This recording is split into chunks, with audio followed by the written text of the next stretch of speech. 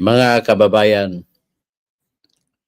ngayong gabi po pag-usapan natin yung mga kasing edad ko na maalaala nila yung Negros famine, mga Negros child na mamamatay na sa gutom. At yun ay dulot ng tinatawag na Nasutra. Ang Nasutra ay pinalabas ni Marcos Sr., tatay ni BBM, na panukala at ginawang batas sa pamamagitan ng batas martial law. At ito ang ginamit nila na mekanismo kasama si Roberto Benedicto, kasama si Danting Cojuangco para ma-monopolize nila ang harvest ng mga tubo, mga asukal mula sa Negros. So dahil sa ginawa ng monopolya, gusto na sila lang magbebenta. So ngayon, nagresulta yan o nagdulot yan po sa tinatawag na pagbagsak ng mga paninda ng mga sugar planters ng Negros Occidental at Negros Oriental. At bumagsak ang benta ng Pilipinas sa international na market pagdating sa sugar. Ito pa ay nangyari sa early 80s doon sa Negros Island.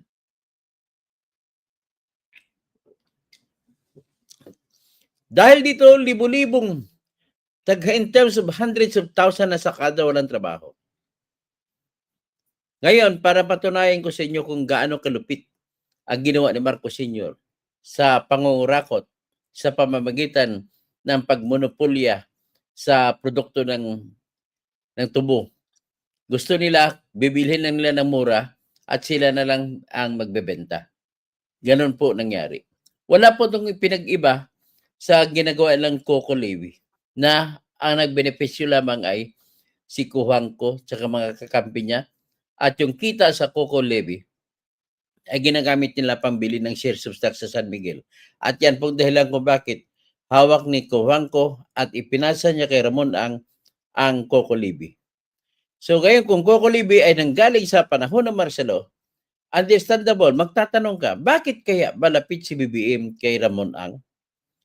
Hindi ba kaya ito yung katibayan na si Marcos din ang brain o utak sa palabas ng Coco Levi at ang perang naiipon na sa kamay ni Cojuangco na kapangalan ay pera na napunta sa totoong buhay para kay Marcos Sr.? Yan po ang aking tanong na tingin ko yan din. Tapos yung pagiging matakaw ng Marcos Sr. ay manang-mana ng Marcos Jr. na mahilig magkunwari na wala silang kasalanan. Tingnan mo ginawa nito. Yung flood control lang, pag-usapan natin. Marami pang ibang nakawa na nangyari, pag-usapan lang natin ang flood control. Ang ginawa niya, anticipated niya na kasi na magkaroon ng problema sa mga flood control project. Alam niya na maraming ghost projects. Hindi pa alam ng tao, pero alam niya na. Alam niya na maraming substandard.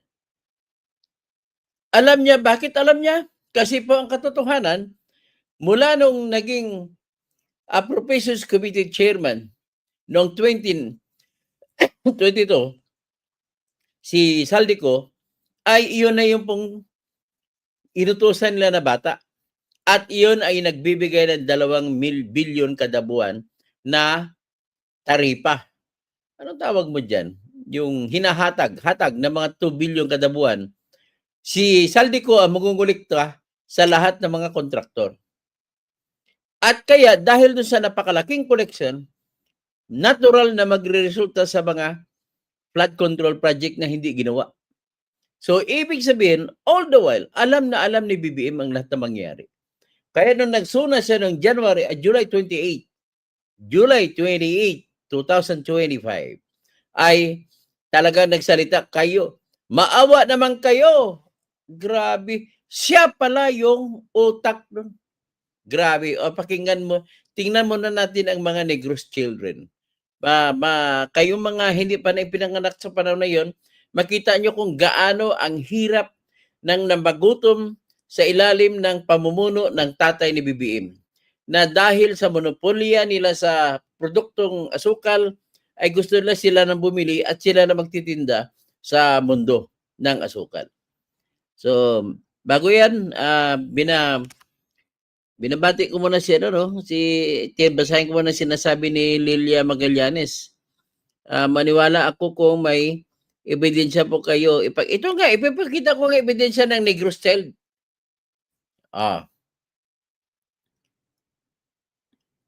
Ito yan. Ito po sa panahon ni Marcos Sr. nangyari. Ito po yan.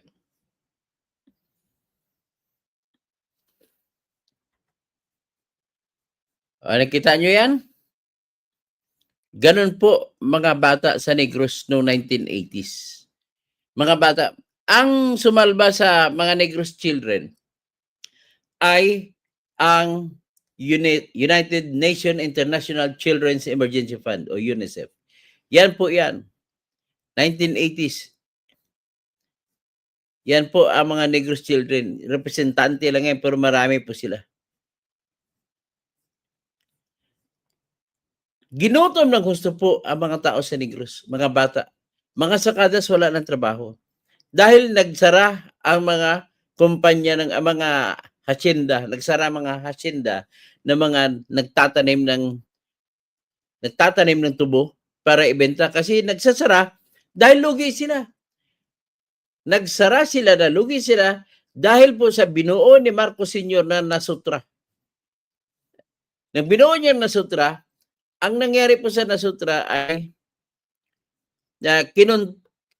nagbuo siya ng monopolya na ang bibili lamang ay nasutra. At ang kamador dyan o boss dyan na gumagawa ay si Roberto Benedicto. So, National Trading Corporation monopoly. By the time Ferdinand Marcos' second term began, sugar had become a critical Philippine export, responsible for 27% of the country's total dollar earnings, with international sugar prices rising rapidly through the early 1970s. Marcos decided to put domestic and international trading under government control, first through the Philippine Exchange Company of PhilEx, and later through the Philippine Sugar Commission, PhilSucom, and its trading arm, the National Sugar Trading Corporation or NASUTRA, which were controlled by Marcos' crony Roberto Benedicto. However, the international price of sugar eventually dropped in a market crash, dramatically hurting the livelihood of the poor farmers. Since the onset of the famine, yung NASUTRA monopoly ay nagpuwersa sa mga hasindero na magiging bankrupt o mabaon ng di hamak sa dagat ng utang.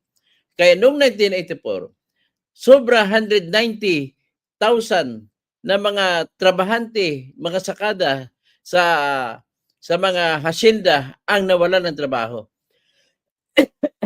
At mga kalahating milyon po sa kanila ay wala na makakain araw-araw. Kaya nagkaroon ng 1985 Negros famine. At yung makita mo sa litrato, example lamang po yan sa lahat ng mga bata na nangyari na ganun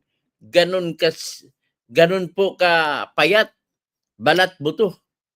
Ganun na lang po makita nyo sa NASUTRA. So ganun ginawa ng tatay niya, minana naman ni BBM ngayon.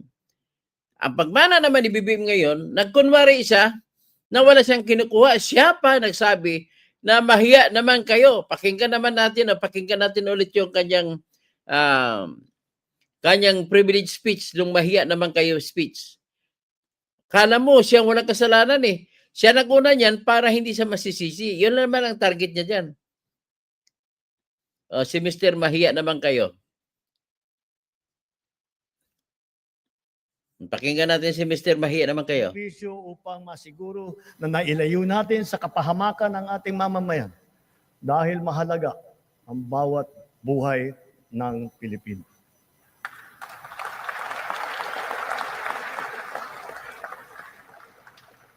Kamakailan lamang, nag-inspeksyon ako sa naging epekto ng habagat ng bagyong Krising, Dante at Emong. Kitang-kita ko na maraming proyekto para sa flood control ay palpak at gumuho. Kunwari pa siya, ha? At yung iba, guni-guni lang. Kunwari siyang walang alam. Huwag na po tayo magkunwari. Alam naman ng buong madla na nagkakaraket sa mga proyekto.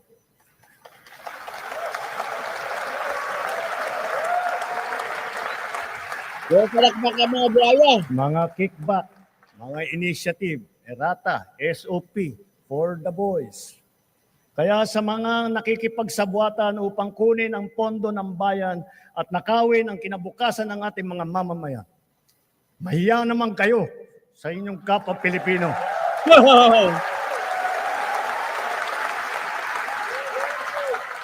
Kunwari siya. Mahiya naman kayo sa mga kabahayan nating naanod o nalubog sa mga pagbaha. Mahiya naman kayo, lalo sa mga anak natin na magmamana sa mga utang na ginawa ninyo na binulsan nyo lang ang pera. Ano ba yan?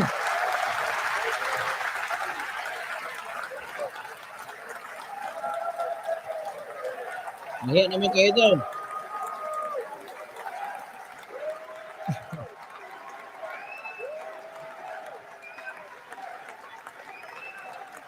Para hindi na maulit, so that this will not happen again. First, the DPWH will immediately submit to me a list of all flood control projects from every region that were started or completed in the last 3 years. Second, the Regional Project Monitoring Committee shall examine that list of projects and give a report on those that have been failures, those that were not finished, and those that are alleged to be ghost projects.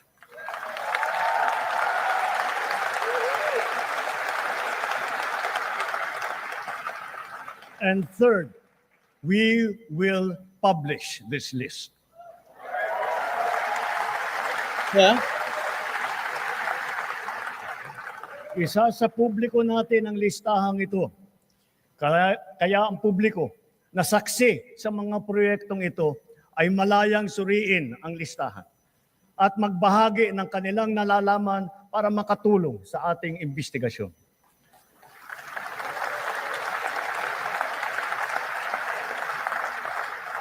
At the same time, there will be an audit and performance review regarding these projects to check and make sure and to know how your money was spent.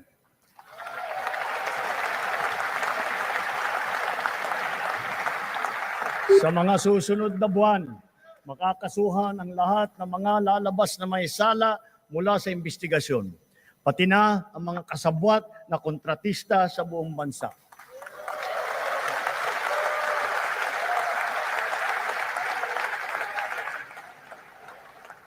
Kailangan malaman ng taong bayan ang buong katotohanan. Kailangang may managot sa naging matinding pinsala at katiwalian.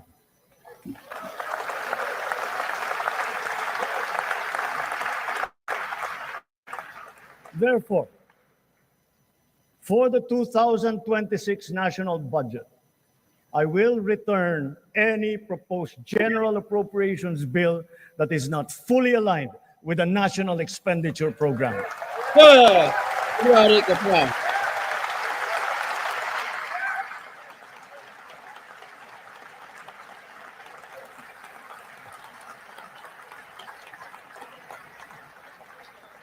And further, I am willing to do this even if we end up with a reenacted budget. Hindi ko aaprubahan ang kahit anong budget na hindi alinsunod sa plano ng gobyerno para sa sambayanang Pilipino. Mga kababayan, sa paghantong natin sa kalahati ng termino ng administrasyon, susuong tayo sa susunod na 3 taon. Dala-dala sa aking puso ang mga leksyon na natutunan ko mismo mula sa inyo. Ito ang nagbibigay sa akin ng bago at pinag-iba yung gana sa trabaho, sigla sa serbisyo at dedikasyon sa Pilipino. So yan, sinasabi ni BBM, ha? Huwag nating hayaang malihis ang ating pagtuon at pagtahak sa landas ng kaunlaran dahil nasa abot tanaw na natin ito. Ito ang ating dapat na pagtulungan. Ito ang ating dapat na pinagtutunguhan. At kayang-kaya natin ito marating at maisakatapura. Okay, kwento lang yan sa kanya, tanggalin na natin yan. Napakita na natin ang nangyari sa Negros Child. Ibalik ko, nakikita niyo ba yung Negros Child? Ibalik natin ang Negros Child. Yan po nangyari sa panahon ng tatay niya.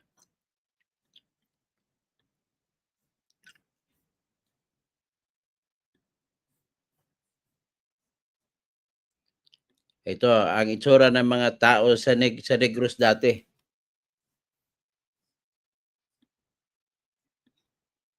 Nung dahil sa ginawa nilang pagmonopolya ng sugar.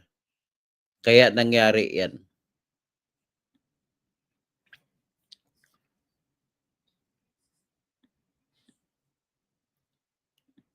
So nakita niyo Negros Child yan?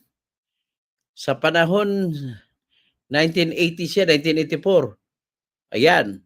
Famine, talagang butot balat yung bata. Kita ninyo naman.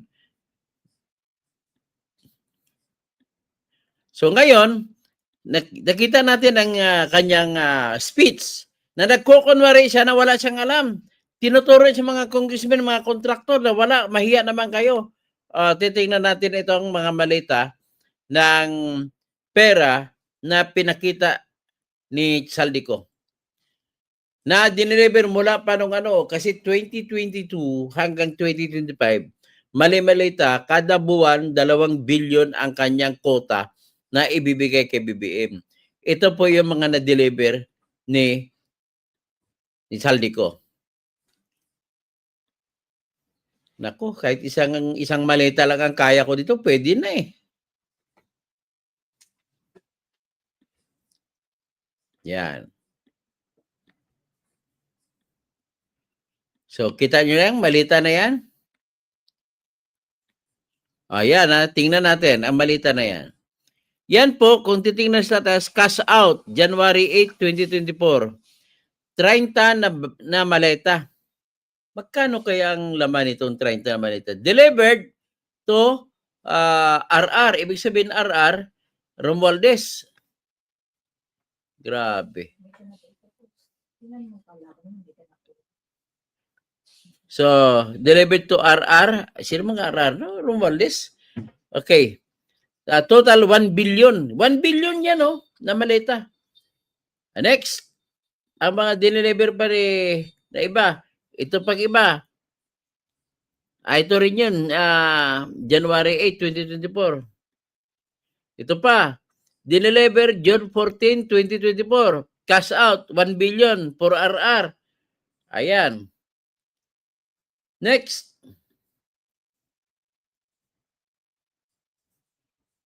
Ano ba ito?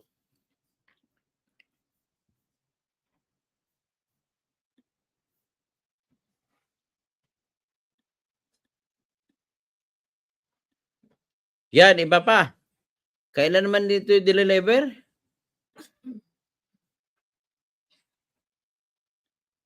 Ano ba ito?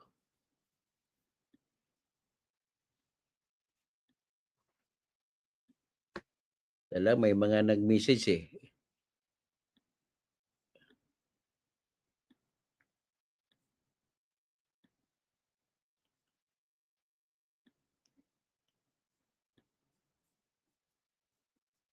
Okay. Yan. So ito naman, ilan itong deliver? Ito yung deliver noong November 29, 2024. Cash out. 28 luggages, 1 billion delivered to RR. So, may nakatatak dyan, December 2, 2024. Tapos ito yung mga fake vlogger ni BBM, Sabi niya, may-ari daw dito si Pulong. Kasi yung kotse, may tatak na conduction sticker, 8L, 969. Ang akala na 8L, ang L sa Region 11 sa Davao, mga bobo kayo. Conduction sticker po yan, jail, review, at saka sangkay, JJ, magpakabobo naman ninyo. Ang plaka, yun ang pagbabasya ng region. Yung lumang plaka ng sistema, yung letter L ay Region 11. Ang letter A ay Region 1. Pero sa plaka yun, hindi yun sa conduction sticker. So ito yan. So kaya marami naman nag-question kagaya kay nag-question si Kristan. Hindi daw sila maniwala kasi ang petsa ko no, 2024. Ito ngayon ang explanation. Iyan ang mga dineliver noong 2024, ha, Kristan? Problema sa inyo kasi masyado kayong mapagkunwari. Ayaw nyo na kunwari, kaaway si BBM. Pero kinakampen nyo kasi ayaw ni si Sara ng papalit. Yan mga kupal kasi ng mga tao yan eh. Kala mo magagaling. Tapos si Richard Darian, tawagin niya mga Mindanao. Taga Mindanao, taga mga ano, Saharan, Sub-Saharan ng mga tao. So, yan po ang nakita ninyo. So, sobrang pagkukunwari. Tapos, pakinggan naman natin ngayon pakinggan natin ulit ito si Saldico. Na kung saan binanggit niya na nagagalit pa si BBM kung hindi maihatid ang kanyang 2 bilyon. At ito naman, ipakita natin ang pagkumpirma naman ni Toby Chanco na November 24, 2024 ay nagalit si BBM kasi hindi daw binigay yung kanyang pera. Pero pera ng tao yan eh, gago ka talaga. Yan, pakinggan natin itong pakinggan natin si Saldicop, yung sinabi niya kanina, uulitin natin muna. Yan. Palabasin ng administrasyon na ako ay isang terorista sa loob at labas ng Pilipinas. Para mailibing ako kasama ang katotohanan kahit saan man ako pumunta. Sinabi na agad sa akin ni Speaker Romualdez na kailangan ko makapag-deliver ng 2 bilyong pesos kada buwan para sa pagdi-deliver ng male-maletang pera patungo sa bahay ni Speaker. Ang sinabi mismo ni Speaker Martin sa akin na hati sila ni Pangulong Marcos sa perang yon para gamitin bilang bagsakan at imbakan ng pera mula sa mga SOP, collection at deliveries na para sa Pangulo. Huwag mo akong pigilan sa mga insertions ko. Huwag ka nang makialam sa budget. Ang gusto niya ng 50 billion pesos na insertion. Ngunit ang sagot ng Pangulo, humingi ka ng bago or dagdag na insertions.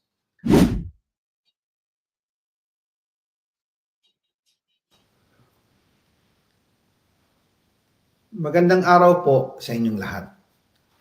Bago ko ipagpatuloy ang aking paliwanag, nais ko munang magpasalamat sa inyo. Maraming salamat sa inyong bukas na isipan, sa inyong pasensya, at sa pagtanggap ninyo sa mga impormasyong aking ibinabahagi.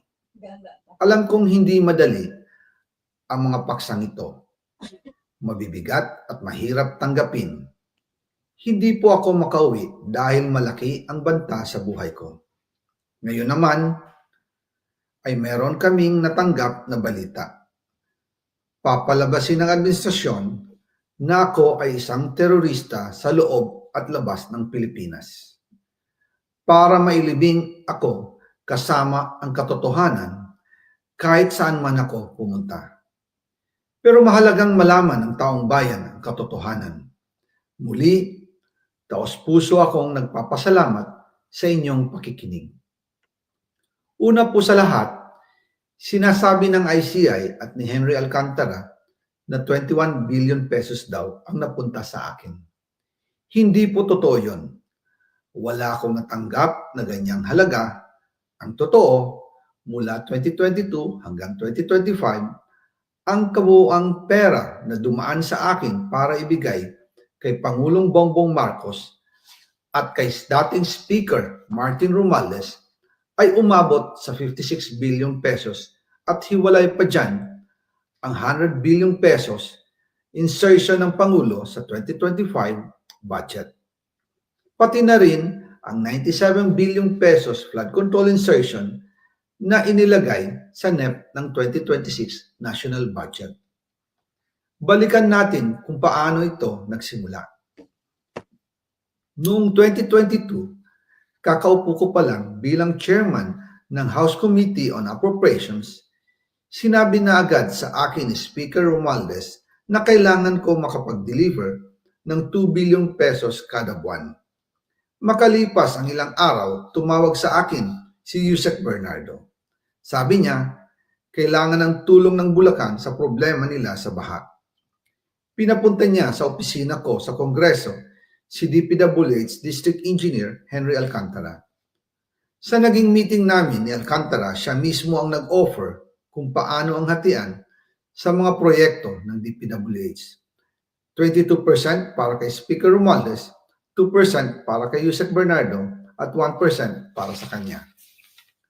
Doon po nagsimula ang tinatawag nilang deliveries. Ang sistema po ay ganito. Ang mga tao ni Henry Alcantara ay nakikipag-ugnayan sa mga tao ko na sina Paul Estrada at Mark Tiksay. Sila ang tumatanggap na pera mula sa mga tao ni Alcantara. Minsan sa bahay ko sa Valle Verde, minsan naman sa BGC parking. Pagkatapos nilang makuha ang pera, sila Mark at Paul naman ang nag-aayos o nakikipag-coordinate sa tauhan ni Speaker Martin Romualdez na si Jocelyn Sereño para sa pagdi-deliver ng male-maletang pera patungo sa bahay ni Speaker. Una, sa North Forbes Park sa McKinley Drive at nang lumipat siya sa number 14 Nara Street, South Forbes Park. Gusto ko pong linawin, hindi ako nakikialam sa mismong proseso ng paghatid. Dumaan lang po sa akin ang pera na agad dinideliver kay Speaker Romualdez. Ako lang po ang nagko-confirm sa text kay Speaker kapag nadala na ang pera sa bahay niya. At lahat ng ito, mula sa unang utos noong 2022 hanggang sa huling delivery noong 2025. Umabot sa mahigit 55 billion pesos plus ang naihatid sa bahay ni dating Speaker Martin Romualdez. Madalas hindi nabubuo ang hinihinging 2 billion pesos bawat buwan ni Speaker, kaya iyan ang final total. Ang sinabi mismo ni Speaker Martin sa akin na hati sila ni Pangulong Marcos sa perang yon. Ang listahan ng mga deliveries na ito, kung kailan, magkano, at saan dinala, ilalabas ko po kasabay ng video na ito. Noong November 2024, habang nasa proseso kami ng pagtatalakay ng budget, nakipag-meeting sa amin ni Speaker Martin si Yusek Jojo Cadiz. Sabi niya, masama raw ang loob ni Pangulong Marcos, wala raw siyang natatanggap na remittance. At dahil laging napapagalitan si Speaker Martin ng Pangulo mula Setyembre hanggang November, inutusan niya ako na mag-deliver ng 1 billion pesos para kay BBM. Tandaan nyo na walang natanggap na remittance si BBM. Kaya nagalit si BBM. Tapos ipakita ko sa inyo mamaya yung kwento ni Toby Chanco na kung saan pinagalitan daw ni BBM si Romualdez. So ito na yun ang tagpo na yun na nagalit si BBM dahil wala nakarating sa kanya na remittance. Okay? O yan ha, bistado na talaga ngayon si BBM. Ayon pa kay Yusek Jojo, nang ipaalam niya ito sa Pangulo, Si Yusek Jojo Cadiz siya ang bagman ni BBM. ang utos sa kanya ng Pangulo ay mag-ingat at siguraduhin si Yusek Jojo lang ang maghahatid. Ang instruction po sa akin ni dating Speaker Martin Romualdez ay dalhin sa number 30 Tamarin Street, South Number 30, Tamarin Street, Forbes Park at ibigay kay Yusek Jojo Cadiz. Dahil bahay po yon ni BBM yung number 30, South Forbes. Binili niya yung para tanggapan, gawing tanggapan. Ay, may tanggapan, opisina, di ba? Yung para tanggapan ng pera.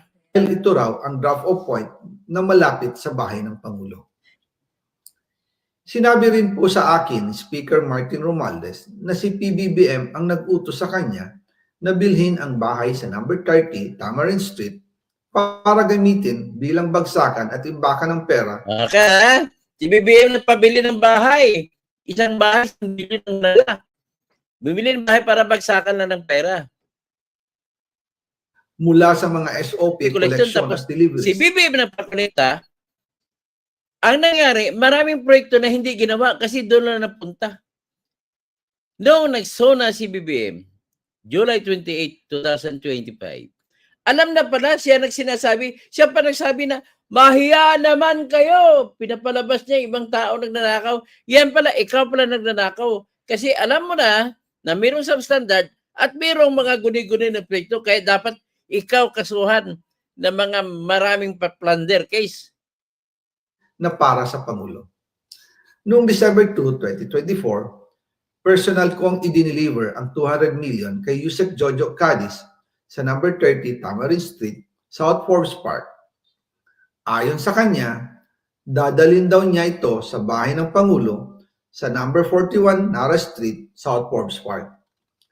Kasunod nito, noong December 5, 2024, muli akong nag-deliver ng 800 million sa parehong address at Yusek Jojo Cadiz pa rin ang tumanggap. Sabi niya, iyon naman ay dadalhin sa bagong bahay ng Pangulo sa South Forbes Park. Sa kabuuan, 1 billion pesos ang personal kong naihatid. Ako mismo ang nagbigay ng pera, kasama ang aking driver at mga tauhan. At lahat ito ay base sa direktang utos ni Speaker Martin Romualdez. At yan po nabuo ang kabuuang halagang 56 billion na ipinadala mula 2022 hanggang 2025. Pero kahit na na-deliver na ang 1 billion pesos para kay Pangulong Marcos at kahit na naisama na rin sa 2025 budget ang 100 billion pesos insertion sa pamamagitan ng BICAM Committee, ayon mismo sa utos ng Pangulo, nagagalit pa rin daw si BBM. Papalabasin ng administrasyon na ako ay isang terorista sa loob at labas ng Pilipinas. Para mailibing ako kasama ang katotohanan kahit saan man ako pumunta. Sinabi na agad sa akin ni Speaker Romualdez na kailangan ko makapag-deliver ng 2 billion pesos kada buwan. Inulit ko lang ha. Para sa pagdi-deliver ng male-maletang pera patungo sa bahay ni Speaker. Ang sinabi mismo ni Speaker Martin sa akin na hati sila ni Pangulong Marcos sa perang yon. Para gamitin bilang bagsakan at imbakan ng pera mula sa mga SOP, collection at deliveries na para sa Pangulo. Huwag mo akong pigilan sa mga insertions ko. Huwag ka nang makialam sa budget. Ang gusto niya ng 50 billion pesos na insertion. Ngunit ang sagot ng Pangulo, humingi ka ng bago or dagdag na insertions. Ayan ha. So ngayon, ang aking... Magandang araw po sa inyong lahat. Bago ko ipagpatuloy ang aking paliwanag, nais ko munang magpasalamat sa inyo. So ito naman, ibilalabas ko ngayon yung pagkonfirma ni Toby Chanko na nagkita siya pinagalitan, sa harap niya pinagalitan ni BBM si Romualdez. Ito na yon. Yung sinasabi ni Saldico, ito na yon. I-recall natin.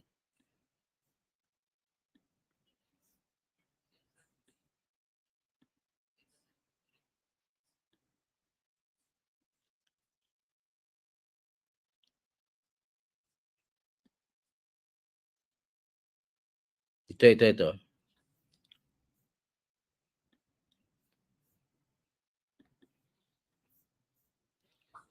I-play natin. Nung pinagalitan si Speaker ni Presidente, nandun ka. At that time, natatandaan namin, meron ng mga rumors no, na merong mga rumors na baka matanggal si Speaker. At isa ka sa mga binabanggit actually na posible na pumalit. At that time, sinasound out ka na ba? Dahil dyan sa controversy na yan?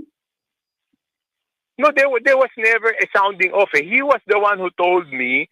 Who told me, Sunday yan, di ba? Yes. So that Sunday hanggang Monday magkausap kami. I remember Tuesday I had to go to Singapore on Tuesday. Okay? Yes. Tapos si Presidente left for Dubai. Natandaan niyo when he left for Dubai? Yes. Oo.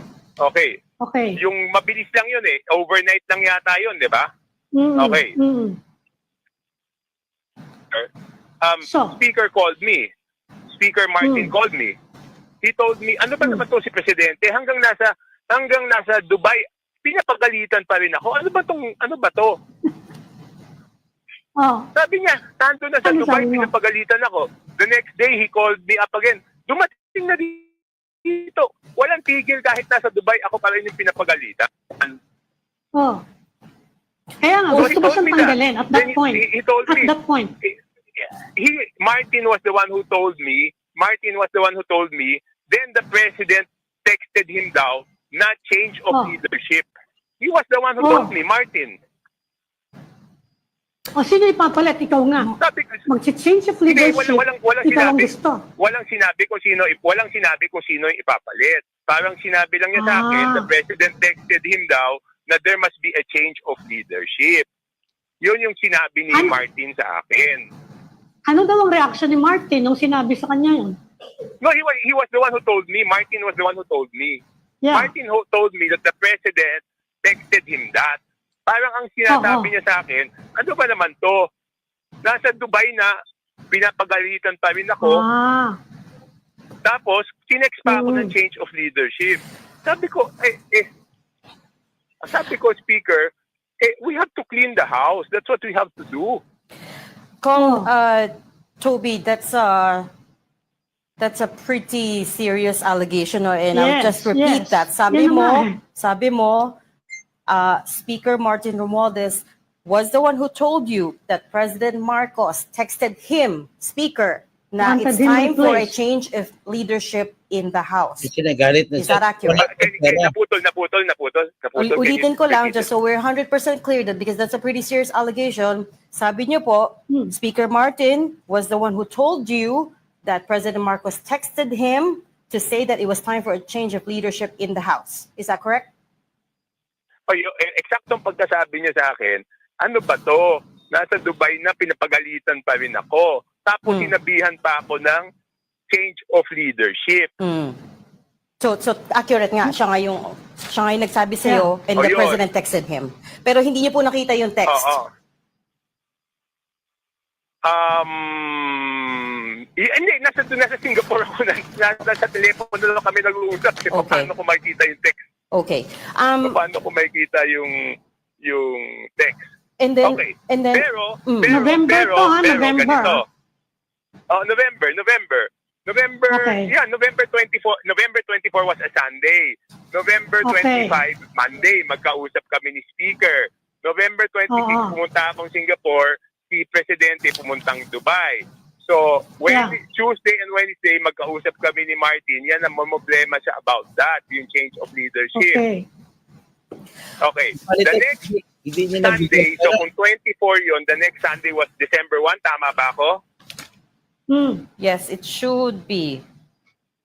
Okay. December 1. December 1, So, correct. nung December 1, I had a meeting with the President Sunday morning. So, sinabi ko sa kanya, di ba kasi ako yung campaign manager ng Alyansa noon, di ba? Yes. Oo nga. Sabi ko, Mr. President, I went to him December 1, Sunday morning. Tanda ko yan. Sabi ko, kasi ang nangyari noon, when I went to Singapore, pagbalik ko, ako na yung pinagdududahan ni Martin. Oo. Nagusto yung pwesto Ako niya. hindi nagusto yung pwesto niya. So December Oo. 1, Sunday, pumunta ako kay Presidente. Sabi ko, Mr. President, mas mabuti palitan mo na lang ako as campaign manager. Kasi baka iniisip ni Martin, ako yung sumbong ng sumbong sa'yo. Number 2, kung hindi naman kami nagkakasundo ni Martin, maapektuhan yung mga kandidato mo. Kung Toby, in the end, did you find out sino nga ba yung nagbulong kay President Marcos? That there were such things going on in the House? Okay, ganito. Sinabi ko sa kanya, di ba? Sabi ko, kasi naman, sabi niya, bakit ikaw pagdududahan niya? Lahat naman ng tao, alam na yung kalokohan niyo dyan sa House. Sabi ko, sir, wala akong ginagawang kalokohan. Siyempre, ang naging natural na sagot ko. Kasi sabi niya, lahat ng tao, alam na yung mga kalokohan niyo dyan sa House. Sabi ko, sir, wala po akong ginagawang kalokohan. Sabi niya, I mean the House. Yun ang sabi niya, I mean the House. So you're saying there are a lot of reports getting to the President about the anomalies in the budget? Hindi lang isang tao yung nag-whistleblow. Hindi ikaw yung sumbongero. Hindi, madami nung nagsasabi. Hindi ko ugali Okay. yan, Ami. Okay. Okay. Kung Toby, we're running out of time, but again, I just want to be crystal clear about one thing. What exactly in this two scenarios that you told us about, yung November 4 and then the days after that, what exactly are you accusing former Speaker Romualdez of? Is it incompetence? I'm saying, I'm just replying to your question kung bakit sinasabi ko na walang, yung sa pera na sinasabi ni Saldi na dinideliver kay Presidente, kung bakit sinasabi ko na wala. Kasi nga, pinagalitan siya noon. Yan pala. Hindi. Ang tanong ko, sir, is Hindi na. ano ba talaga ang what are you accusing him of? Is it incompetence because he was speaker at that time and yet all of these things were happening under him? Or are you saying he actually had a direct hand with the budget anomalies? What I'm saying is, di ba? Ibig sabihin, he cannot deny na alam niya yung 20% kasi sinabi ko sa kanya eh. Ala. O, di ba? Yan ha. So he was Ibig sabihin, hindi kasama si President Marcos Test na pagtahi-tahi na dun sa kalokohan. Ha? Napagtahi-tahi. Hindi siya kasama doon. Napagtahi-tahi na natin. Ngayon, bala ko ipakita yung ginawa ni, balik ko kayang alaala doon kay Gutesa. Pakinggan natin muli si Gutesa. Dito na simula ang lahat. Makita mo na konfirmado yung mga sinabi ni Gutesa. Konfirmado ni Saldico. Ito si Gutesa. Pwede po niyong basahin ang inyong salaysay. Maraming salamat, Your Honor. Mr. Chair, can he proceed? Gutesa to, Gutesa. Orly Gutesa. He may proceed. Ako po'y nagpapasalamat sa pagkakataong ito. Sa Senate Blue Ribbon Committee, Senador Ping Lacson, sir. At sa iba pang member na nandito po. Ako po si Orly Gutesa, may asawa, nasa tamang edad, Pilipino. Makatapos, makapanumpa na ngayon sa umiiral na batas ay nagsasaad at naglalahad ng gaya ng mga sumusunod. Ako po ay lumabas upang magsalita sa isyu na ito. Bilang isang dating sundalo, inaalay ko ang aking buhay para sa ating bansa. Sa pagkakataong ito, nagdesisyon akong magsalita at maglabas dahil ayokong maging masama ang kinabukasan ng aking mga anak, apo ko sa darating na panahon. Ayoko pong naririnig ko at napapanood ko sa pagdinig ng Blue Ribbon Committee. At ngayon ko po napagdugtong-dugtong yung naging partisipasyon ko po sa anomalya at korupsyon na ginawa at lumalabas sa hearing na ito. Yung palang pera na binubuhat namin at dinideliver mula sa masamang gawain na nagdulot ng baha na ikinamatay ng tao at imbis na gamitin ang pera sa edukasyon, medikal at programa na mapunta lamang pala sa bulsa ng mga politiko. Mabigat po sa akin magsalita dahil may pamilya ako.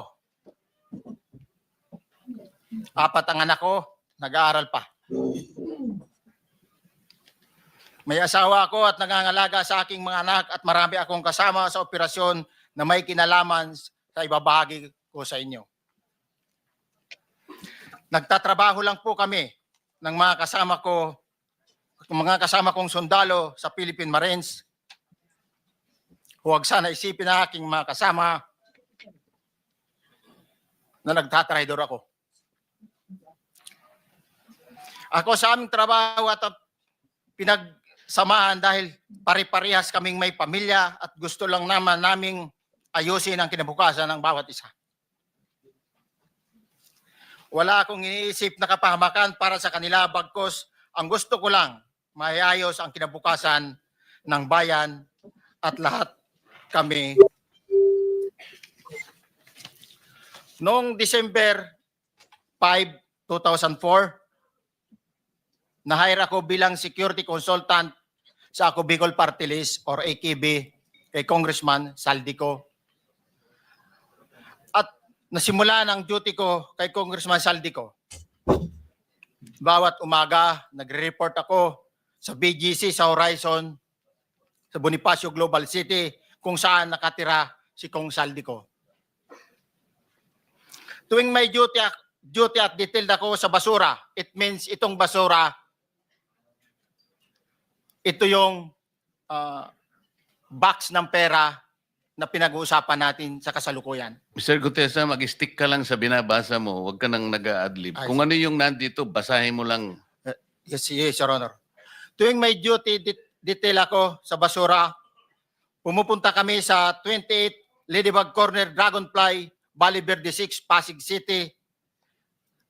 Tagabuhat lang ako ng malita ng basura. Ang ibig sabihin ng basura ay malita na may lamang pera. Ang bawat malita ay may lamang humigit kumulang 48 million pesos.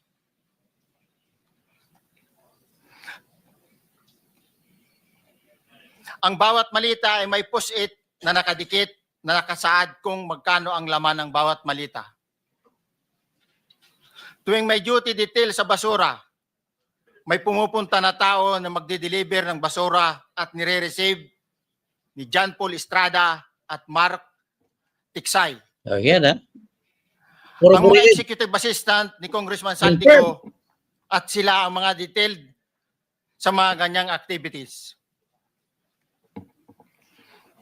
Ang mga nangyayari kapag duty kami sa basura, kalimitang dinadala sa bahay ni Congressman Saldico sa Valle Verde 6 at tinatanggap naman ni Mark at ni Paul. Pagkatapos naming may baba ang nasabing basura, ipinapasok sa bahay ni Congressman Saldico sa Valle Verde 6 at binibilang ni Mark at ni Paul.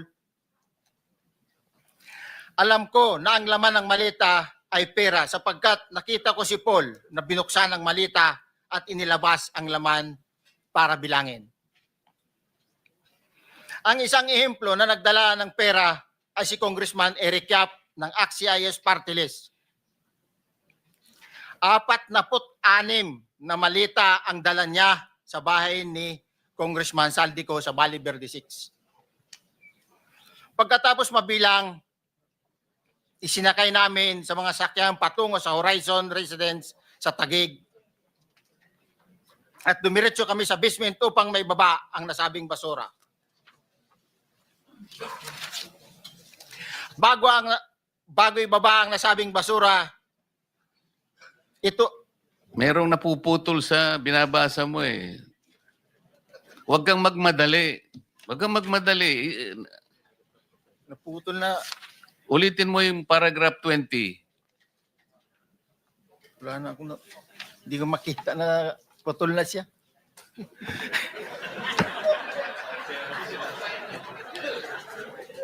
Yan ang comedy doon.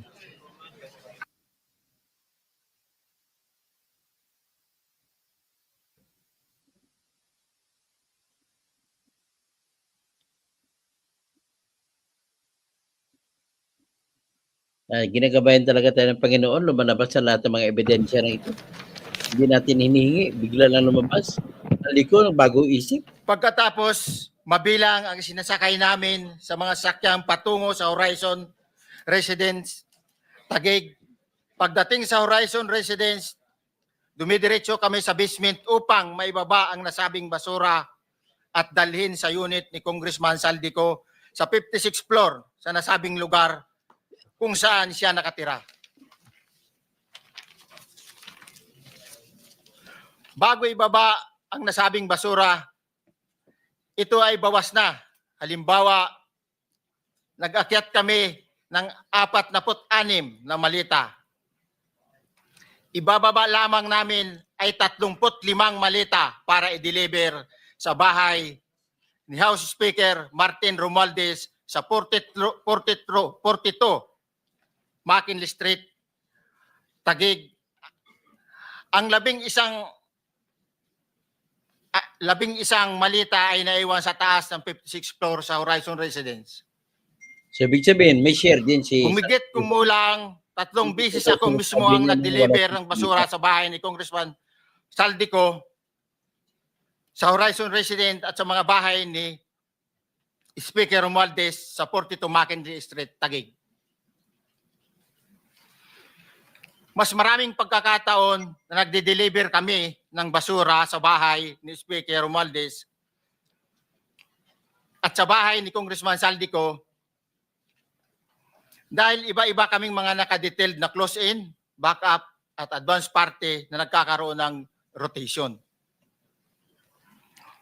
Sa huli, ako po ay nagnanais na mapasailalim sa Witness Protection Program dahil alam ko po nanganganib ang buhay ko at ang aking pamilya sa ginawa kong paglalahad na ito. Sa katotohanan na ang lahat ay nilagdaan ko, ang salaysay na ito ay kusang loob at walang anumang pamimilit at bunsod lamang ng hangarin matulungan ang ating bansa. Ito po ay nilagdaan ko, Your Honor.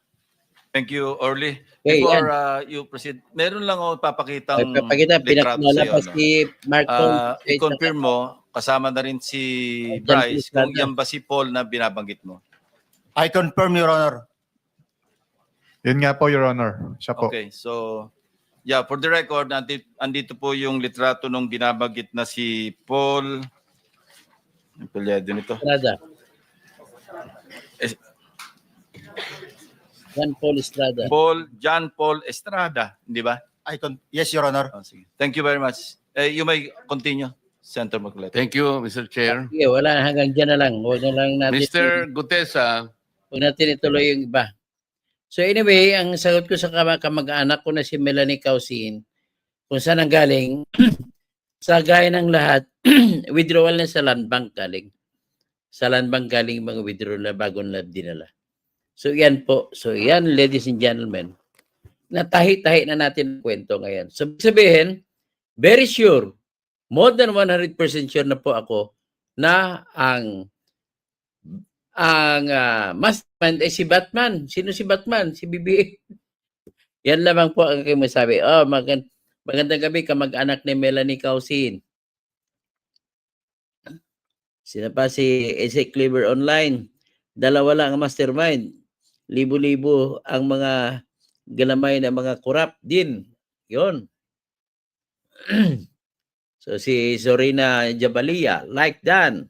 So K3ROXXX, ayun ata yung hinahanap ni BBM na 2 billion na nawala at hindi daw na-deliver sa kanya yung iniwan na malita kay Saldico kaya nagalit. Oo ka na.